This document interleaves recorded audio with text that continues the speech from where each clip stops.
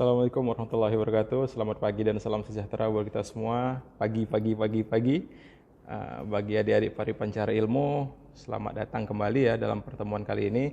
Pada sesi ini kita akan membahas perihal hak kekayaan intelektual atau kita singkat dengan istilah kekayaan intelektual dalam subtema tentang 4 konvensi penting yang tercatat sebagai bagian daripada perkembangan kekayaan intelektual di dunia gitu ya, di dunia bahkan di Indonesia nanti menjadi suatu pengaturan dasarnya. Baik, yang pertama itu adalah konvensi Paris. Yang pertama konvensi Paris atau disebut Paris Convention.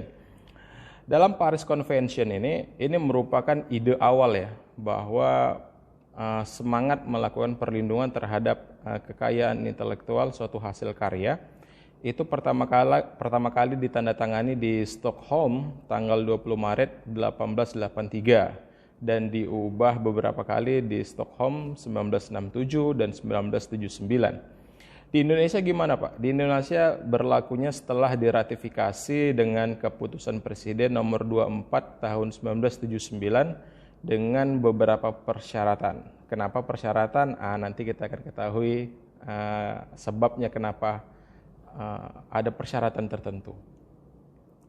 Dalam konvensi Paris ini, kekayaan intelektual sudah mulai banyak yang dilindungi.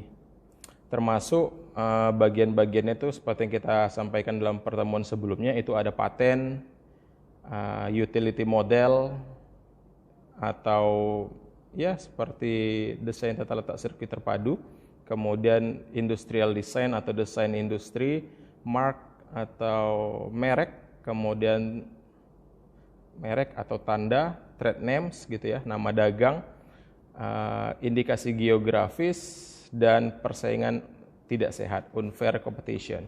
Jadi ada beberapa hal yang kemudian dicantumkan dalam konvensi Paris ini.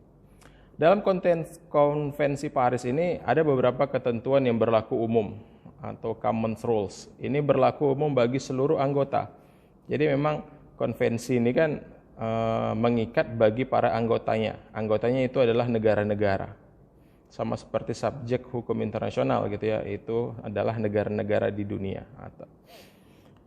atau organisasi. Ya, yang pertama ketentuan umum. Dalam ketentuan umum ini atau common rules, yang pertama itu yang menjadi perhatian itu adalah national treatment. Maka setiap negara anggota harus memberikan perlindungan bagi milik industri yang sama kepada warga-warga negara anggota lainnya seperti dia memberikan kepada warga negaranya sendiri. Maka di sini diharapkan ya negara-negara anggota itu memberikan perlindungan yang sama. Contoh, misal terdaftar di Jepang, karena Jepang juga terdaftar, Indonesia sebagai anggota juga, maka di Indonesia juga harus dilindungi. Sama seperti dia melindungi hasil karya warga negaranya sendiri. Itu dia. Ketentuan umum yang kedua,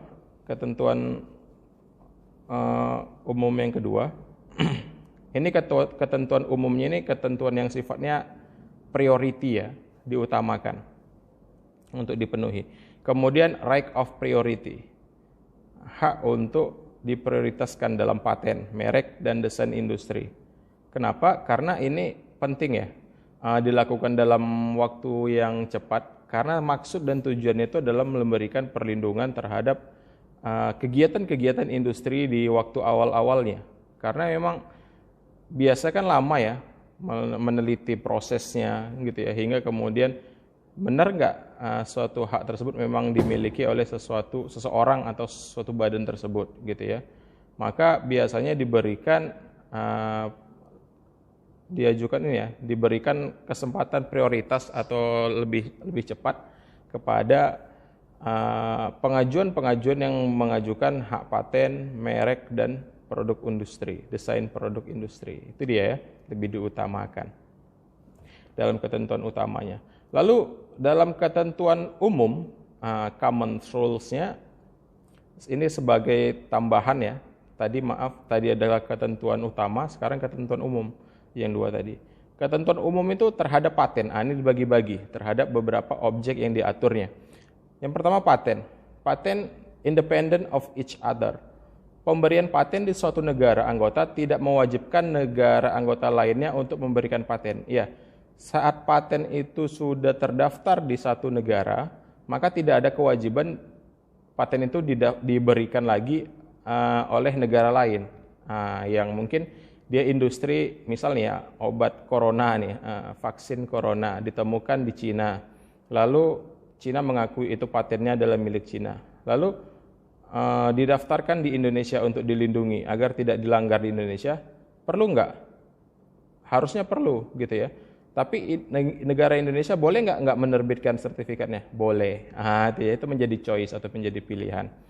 Kenapa? Karena tidak ada kewajiban untuk memberikan paten juga atas suatu produk yang sudah terdaftar sebelumnya, walaupun di negara lain. Karena pada prinsipnya setiap anggota daripada WTO, World Trade Organization, pada intinya mereka tidak ada batasan terkait dengan perihal industrinya. Mereka terbuka hingga kemudian kedudukannya sama di semua negara, seperti itu. Maka si inventor mempunyai hak untuk dicantumkan namanya dalam paten. Ya, si penemu itu memiliki hak, walaupun misal bukan dia pemegang haknya, tapi dia namanya wajib dicantumkan atau mempunyai hak lah ya. Hak kan bisa dipakai, bisa enggak. Dia memiliki hak untuk namanya dicantumkan di hasil ciptaannya gitu ya, atau temuannya dalam paten. Kemudian setiap negara wajib anggotanya dapat mengambil langkah-langkah legislasi yang menyatakan tentang lisensi wajib untuk menghambat penyalahgunaan yang mungkin disebabkan oleh hak eksklusif dalam paten. Ya, karena di dalam paten ini kan ada hak eksklusif. Apa itu hak eksklusifnya? Ya bisa secara ekonomi, menguasai gitu ya, kemudian memonopoli, dan itu sah, itu legal gitu ya. Maka perihal lisensi wajib diberikan kepada anggota-anggota negara itu untuk membuat pengaturan tentang lisensi wajib. Silahkan gitu ya. Kenapa? Karena itu untuk menjaga atau memproteksi warga negaranya juga atas kesewenang-wenangan, misal paten yang digunakan oleh seseorang, seperti itu. Jadi bagus gitu ya langkah-langkah yang diberikan. Sekarang lanjut kita ke desain industri.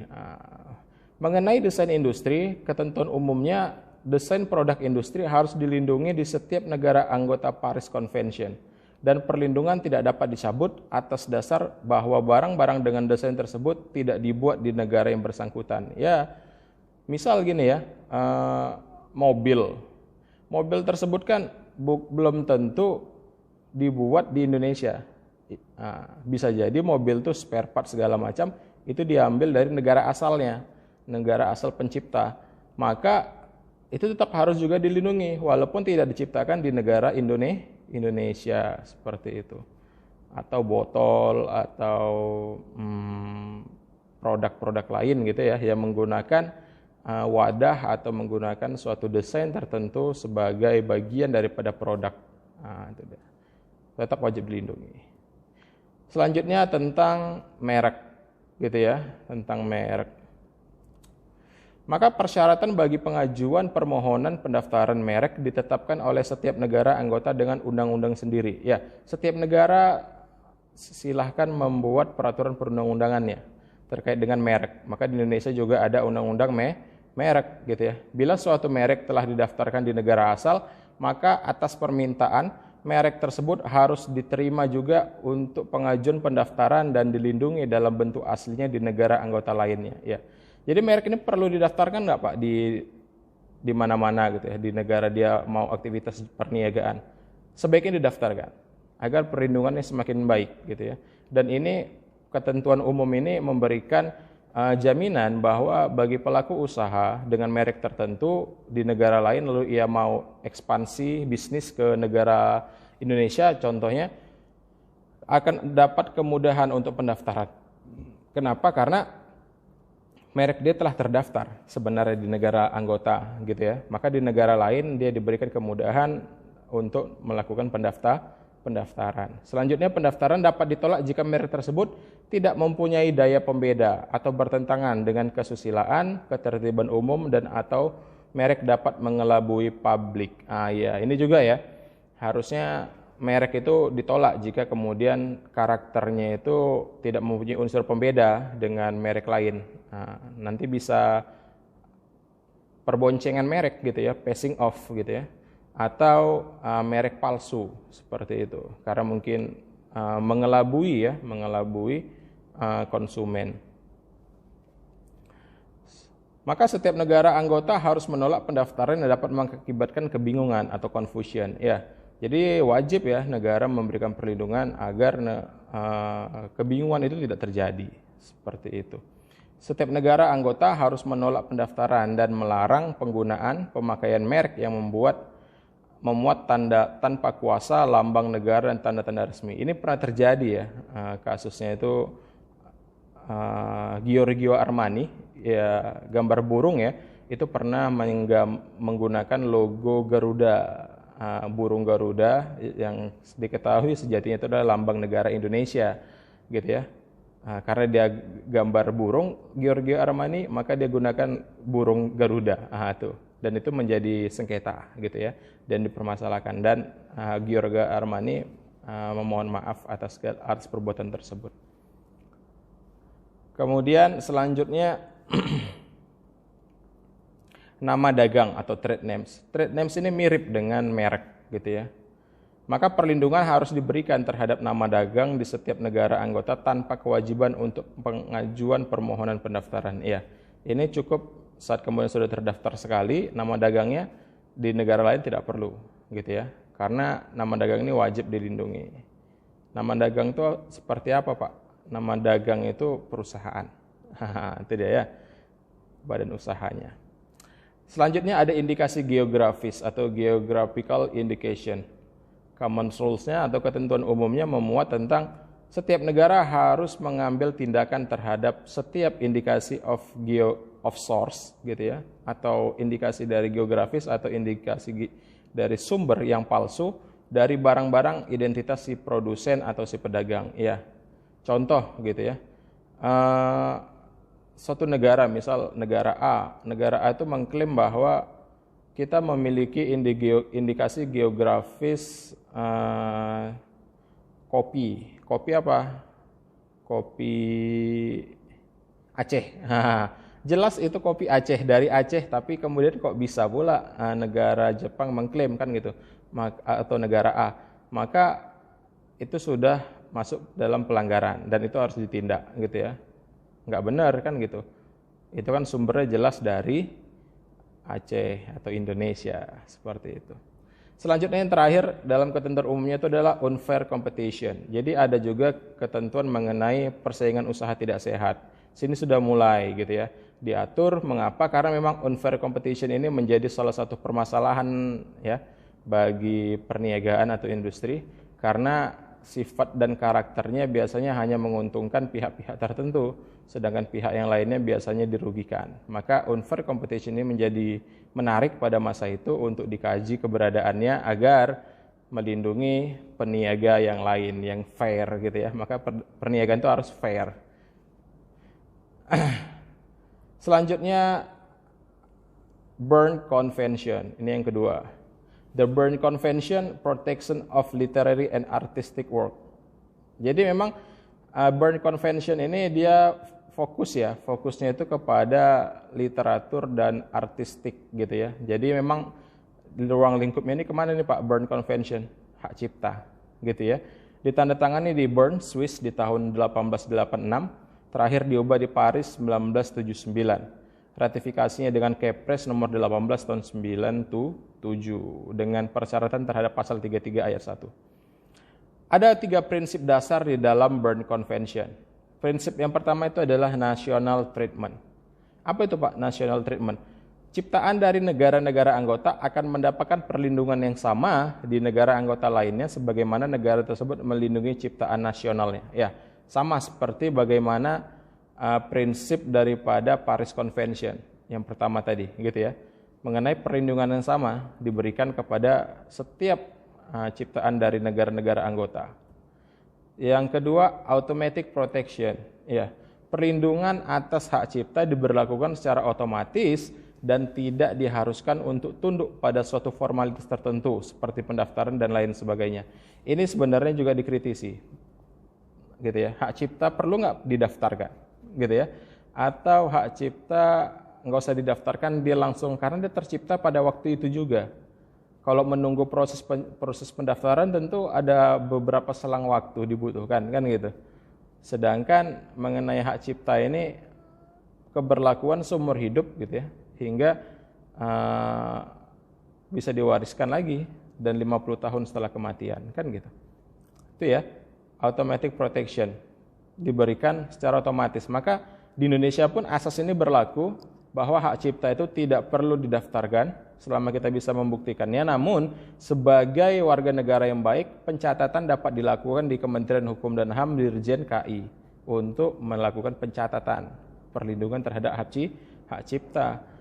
Kenapa penting dilakukan pencatatan? Agar ada bukti yang kuat, bukti yang valid bahwa memang itu masuk dalam objek daripada hak cipta yang dilindungi, seperti itu. Prinsip yang ketiga, independence of protection. Ya, perlindungan tidak tergantung pada adanya perlindungan di negara asal dari ciptaan tersebut.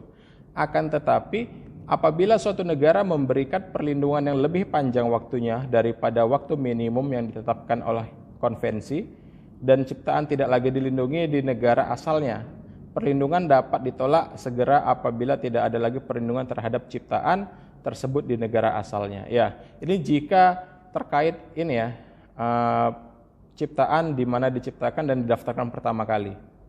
Jadi saat kemudian ciptaan, misal menciptakan, habis waktunya, sudah meninggal dunia, sudah 50 tahun, maka tidak ada kewajiban negara lain memberikan perlindungan terhadap ciptaan tersebut jika sudah habis limit perlindungannya. Itu dia. Jadi ya udah habis, ya sudah selesai gitu ya. Jadi milik umum atau milik masyarakat, common heritage of mankind gitu. Jadi menjadi milik bersama masyarakat dunia gitu ya. Di dalam Berne Convention ini ada perlindungan minimum. Perlindungan minimum ini gunanya untuk apa, Pak? Perlindungan minimum ini gunanya agar ada kesamarataan di dalam pemberian perlindungan di setiap negara anggota, gitu ya.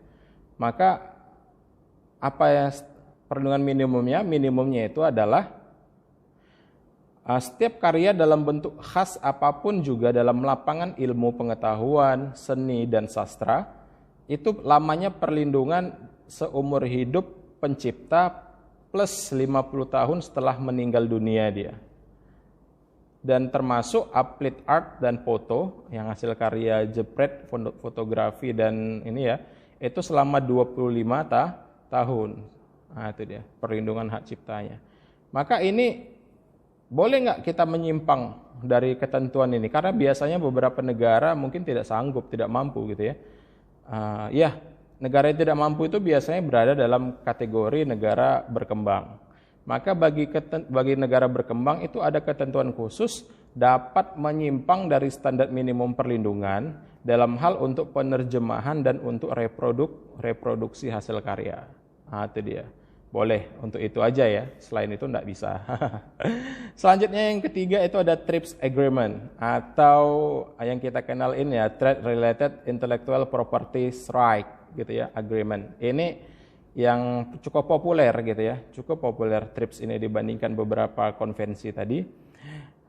Trade Related Aspect of Intellectual Property Right ini merupakan annex atau tambahan dari Marrakesh Agreement Establishing the World Trade Organization yang ditandatangani di 1 Januari 1995 dan diratifikasi di Indonesia dengan Undang-Undang Nomor 7 Tahun 94. Jadi memang ini merupakan lampiran daripada pertemuan Marrakesh Agreement Establishing the World Trade Organization atau WTO gitu ya. Namun memang walaupun dia lampiran, tapi ternyata ini memiliki konsekuensi yang sangat luar biasa gitu ya. Tidak sepele kita. Kenapa? Karena dalam TRIPS ini mulai perlindungan dan penegakan HKI itu sudah masuk ke dalam peningkatan inovasi di bidang teknologi dan mengalihkan dan menyebarkan teknologi. Maka bagi keuntungan produsen maupun bagi para pengguna, ilmu pengetahuan tersebut dan di dalam suatu cara yang kondusif berguna bagi kesejahteraan ekonomi dan sosial dan bagi keseimbangan hak dan kewajiban. Maka dalam perkembangannya TRIPS ini sangat mendukung gitu ya aktivitas-aktivitas ekonomi daripada yang muncul daripada HKI itu sendiri. Next, ada prinsip utama. Prinsip utamanya mirip dengan prinsip utama yang sebelumnya. Yang pertama itu national treatment. Ya, di sini negara anggota tidak dapat memberikan perlakuan yang menguntungkan kepada warga negaranya dan membedakan perlakuan terhadap warga negara dari anggota WTO lainnya.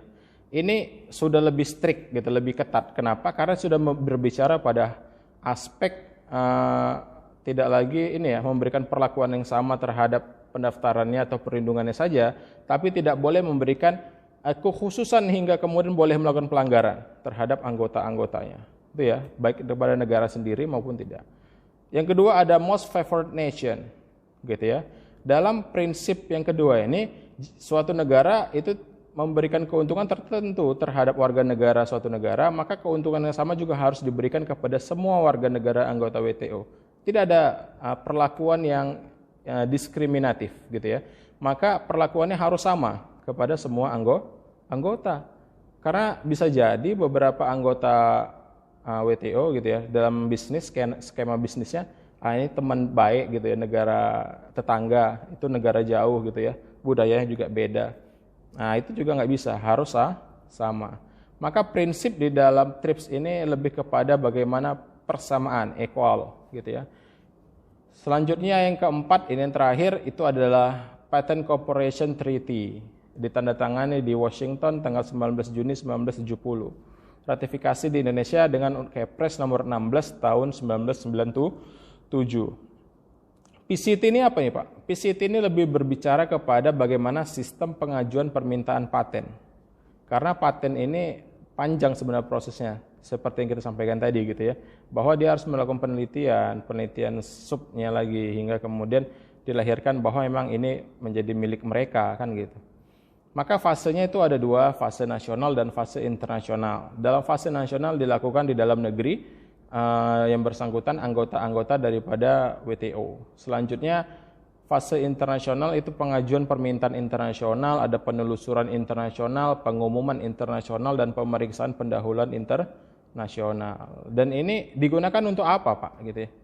Jadi keputusan ini untuk memberikan paten pada fase nasional secara khusus ditetapkan oleh kantor paten nasional atau kantor-kantor paten regional. Ini seperti kantor Kementerian Hukum dan HAM di Indonesia, gitu ya. Sedangkan yang dapat diajukan melalui PCT hanya untuk invensi itu paten dan paten sederhana, utility model, ya, paten dan paten sederhana.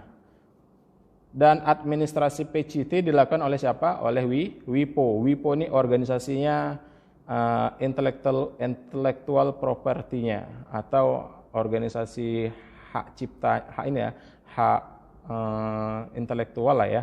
WIPO itu sebagai organisasi internasionalnya, gitu ya.